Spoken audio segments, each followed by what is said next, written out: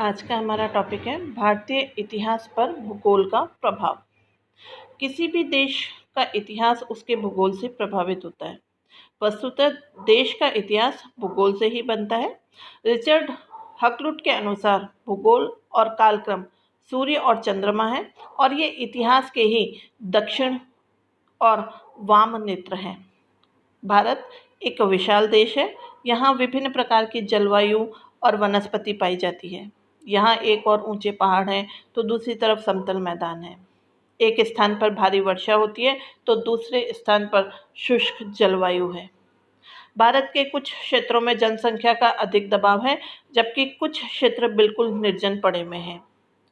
देश में विभिन्न प्रकार की जातियां निवास करती है, जो धर्म, भाषा के क्षेत्र में एक दूसरे से अलग हैं, लेकिन उनमें सांस्कृतिक और राष्ट्रीय एकता है। इन्हीं विशेषताओं और विशालताओं को दृष्टिगत रखते हुए भूगोलवेताओं ने भारत को एक उपमहाद्वीप कहा है। प्राचीन साहित्य में इस क्षेत्र को जम्बूद्वीप कहा गया है। जनश्रुतियों के अनुसार राजा दुष्यंत और शकुंतला के पुत्र भरत के नाम पर इसे भारत कहा गया। पुराणों के विचार में स्मृतिकार मनु के नाम पर इसे भारतवर्ष कहा गया। विदेशी आक्रमणकारियों ने इस देश की पश्चिमोत्तर सीमा पर विशाल सिंधु नदी को बहते देखा, अतः उन्होंने इसे सिंधुस्तान नाम दिया।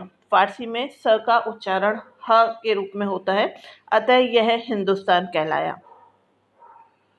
इसी प्रकार इंडस नदी के तट पर बसा होने के कारण इसको इंडिया जो था वो कहा गया था। भौगोलिक दृष्टि से भारत को हम उत्तर का पर्वतीय क्षेत्र, गंगा सिंधु का मैदान, दक्षिण का पठार और पूर्वी और पश्चिमी घाट क्षेत्रों के अंतर्गत बांटते हैं।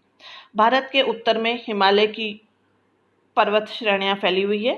ये 2500 मील लंबी और 150 से 200 मील चौड़ी हैं। हिमालय की प्रमुख पर्वत श्रेणियां कंचनजंगा, नंदा देवी, सुलेमान, एवरेस्ट है। इन पर्वत श्रेणियों के कारण भारत अफगानिस्तान, बलूचिस्तान, चीन, बर्मा, रूस और तिब्बत से पृथक हो गया। उत्तर पश्चिम में भारत की वैज्ञानिक सीमा काराकोरम और हिंदुकुश पर्वत है। हिंदुकुश के दक्षिण में सफ़ेद को, सुलेमान और कीर्थर पर्वत है। ये भारत को अफगानिस्तान और बलूचिस्तान से अलग करते हैं। उत्तर पूर्व में हिमालय की एक श्रृंखला मुड़कर दक्षिण की तरफ चली गई, जो नागा पतकोई पहाड़ियों के रूप में बंगाल की खाड़ी तक फैली हुई है। यह भारत को बर्मा से अलग करती है। इस तरह भारत जो है वो एक किले के समान बना हुआ है। गंगा सिंधु का मैदान हिमालय के दक्षिण में भारत के सिंधु, गंगा, यमुना और उसकी सहायक नदियों से सिंचित विशाल मैदान है। राजस्थान के मरुस्थल और अरावली पर्वतमाला के कारण यह क्षेत्र अर्धचंद्राकार लगता है। यह प्रदेश अधिक उपजाऊ और महत्वपूर्ण है। यह मैदान पूर्व से पश्चिम तक लगभग 200 मील चौड़ा है। इस समृद्धशाली क्षेत्र में गंगा, यमुना पश्चिम से पूर्व की तरफ और सिंधु और उसकी सहायक नदियां उत्तर से दक्षिण की तरफ बहती दिखाई देती है। अपनी समृद्धशीलता के कारण यह क्षेत्र सदैव ही विदेशी आक्रमणकारियों का केंद्र रहा। आर्य, शक, हूण, यूनानी, तुर्क, मंगोल ने इसी प्रदेश पर आक्रमण किए। इसी क्षेत्र में बसे तराइन और पानीपत के मैदानों में अनेक निर्णायक युद्ध लड़े गए। यहाँ पर अनेक विशाल और शक्तिशाली साम्राज्यों का उत्थान और पतन हुआ। इस प्रदेश में अनेक दार्शनिकों और कलाकारों को जन्म दिया। इसी क्षेत्र में वेद, रामायण, महाभारत और उपनिषद जैसे उच्च कोटि के ग्रंथों की रचना हुई। हिंदू धर्म का विकास, जैन और बौद्ध धर्म का जन्म भी इसी क्षेत्र में हुआ। आर्थिक संपन्नता के कारण यहाँ अनेक नगरों का निर्माण और विकास हुआ। ऐसे नगरों में पाटलिपुत्र, काशी, आगरा, कानपुर, दिल्ली, हरिद्वार, कलकत्ता उल्लेखनीय हैं। भारत का दक्षिणी क्षेत्र पथरीला और त्रिभुजाकार क्षेत्र है। यह उत्तर पश्चिम में अजंता, उत्तर पूर्व में उड़ीसा और दक्षिण में नीलगिरी तक विस्तृत है। ये पश्चिम से पूर्व की तरफ ढालू होता चला गया है। भूगर्भीय दृष्टि से यह क्षेत्र हिमालय से बहुत अधिक पुराना है और भारत का प्राचीनतम स्थान है। प्राचीन काल में यह प्रदेश दक्षिणापथ के नाम से विख्यात था। यहाँ के पहाड़ पर्वत इस क्षेत्र को उत्तर भारत से अलग करते हैं। वस्तुतः विंध्याचल और सतपुड़ा पर्वत उत्तर और दक्षिणी भारत के मध्य अवरोधक का कार्य करते हैं। इसीलिए आर्यों का केंद्र आर्यावर्त अर्थात उत्तरी भारत ही रहा। यहाँ से महानदी, गोदावरी, कृष्णा, तुंगभद्रा नदियां निकलती हैं जो बंगाल की खाड़ी में गिरती हैं। विंध्य मेखला की दो भुजाएं समुद्र तट के साथ दक्षिण की तरफ चली गई। ये क्रमशः पूर्वी घाट और पश्चिमी घाट कहलाता है। पश्चिमी घाट समुद्र तट से 3000 डिग्री से लेकर 9000 तक ऊंचा है। यह दुर्गम क्षेत्र है मगर अपनी उर्वरता के लिए प्रसिद्ध है। पश्चिमी घाट की तरह ही पूर्वी घाट भी पर्वतमाला की समुद्र से कुछ हटकर है। अतः पूर्वी घाट और समुद्र के मध्य का मैदानी क्षेत्र अपेक्षाकृत अधिक बड़ा लगता है। भारत की भौगोलिक स्थिति का महत्व। भारत एक विशाल और प्राकृतिक सीमाओं से घिरा हुआ देश है। इसके उत्तर में विशाल हिमालय पर्वत है, शेष और समुद्र है। अर्थात भौगोलिक दृष्टि से भारत एक सुदृढ़ किले के समान है। अपनी इसी भौगोलिक विशेषता के कारण भारत में एक अलग सभ्यता और संस्कृति का विकास हुआ। भारतीय भूगोल के इतिहास पर प्रभाव का अध्ययन हम कुछ इस प्रकार करेंगे। पर्वत श्रेणियों का प्रभाव। भारत के उत्तर में स्थित हिमालय की पर्वत श्रेणियों ने भारतवर्ष पर कुछ प्रभाव डाले। ये प्रभाव इस प्रकार थे। पहला, ये पर्वत श्रेणियां बहुत ऊंची और पर्वत मार्ग बहुत दुर्गम है। अतः उत्तरी मार्ग से दीर्घ काल तक कोई व्यक्ति भारत पर आक्रमण नहीं कर पाया।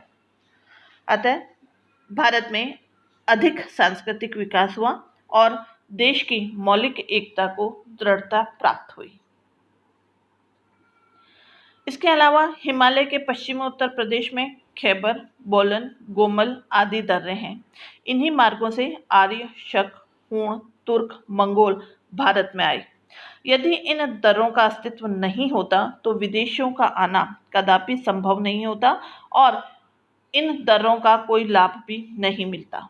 इसी के कारण एशिया में भारतीय संस्कृति का प्रसार हुआ। यहीं से अनेक व्यापारी, विद्यार्थी और धर्म उपदेशकों का आवागमन हुआ था।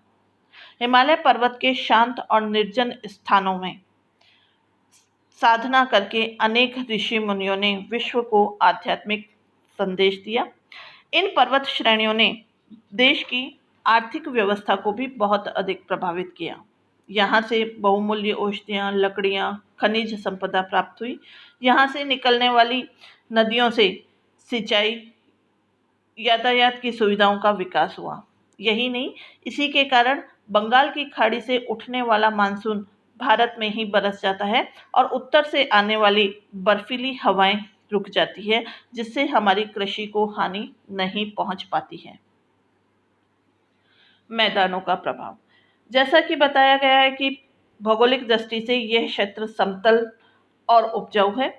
इस क्षेत्र में आर्थिक संपन्नता थी, फलतः यहाँ पर सांस्कृतिक विकास को अत्यधिक बल मिला।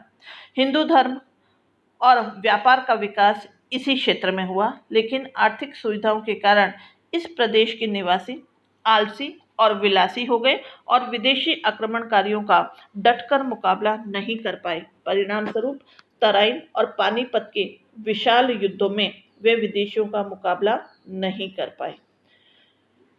पठार और तटों का प्रभाव। दक्षिण के पठार उत्तरी भारत से बहुत दूर और यहाँ के मार्ग दुर्गम होने के कारण यहाँ विशाल साम्राज्य का निर्माण नहीं हो पाया। यद्यपि गुप्त सम्राट समुद्रगुप्त ने इस क्षेत्र को विजित किया था, लेकिन उसे अपने साम्राज्य में नहीं मिलाया था। मुगलों को भी दक्षिण भारत में लंबा संघर्ष करना पड़ा था। पहाड़ी और दुर्गम क्षेत्र होने के कारण यहाँ पर आमने सामने युद्ध लड़ना संभव नहीं था। अतः इस क्षेत्र में गुर्रिल्ला युद्ध पद्धति का विकास हुआ। मराठा यहाँ पर अनेक दुर्गों का निर्माण करने में सफल हुए। इस प्रकार पूर्वी और पश्चिमी तट अपनी दुर्गमता के कारण अन्य राज्यों से अलग रहे। पूर्वी घाट में छोटी-छोटी पहाड़ियां हैं, फलतः ये क्षेत्र अपने पड़ोसी राज्यों से संबंध बनाए रखने में सफल हुए। यहाँ बड़े नगरों और विशाल साम्राज्यों की स्थापना हुई। समुद्र तटीय प्रदेश होने के कारण विदेशी व्यापार की सुविधाएं भी यहाँ से प्राप्त हुई। इस प्रकार हम कह सकते हैं कि भारतीय भूगोल ने इतिहास को अत्यधिक प्रभावित किया है। भारत एक विस्तृत देश रहा है और इसका क्षेत्रफल 8,02,000 वर्ग मील है। इससे विभिन्न प्रकार की जलवायु, वनस्पति और उपज पाई जाती है। यहाँ की भूमि उपजाऊ है और धन धान्य की प्रचुरता है। समुद्र के समीप होने के कारण यहाँ का व्यापार भी उन्नत रहा है। आर्थिक चिंता से मुक्त रहने के कारण यहाँ आध्यात्मिकता का भी विकास हुआ और विदेशों में सभ्यता और संस्कृति का विकास संभव हो सका।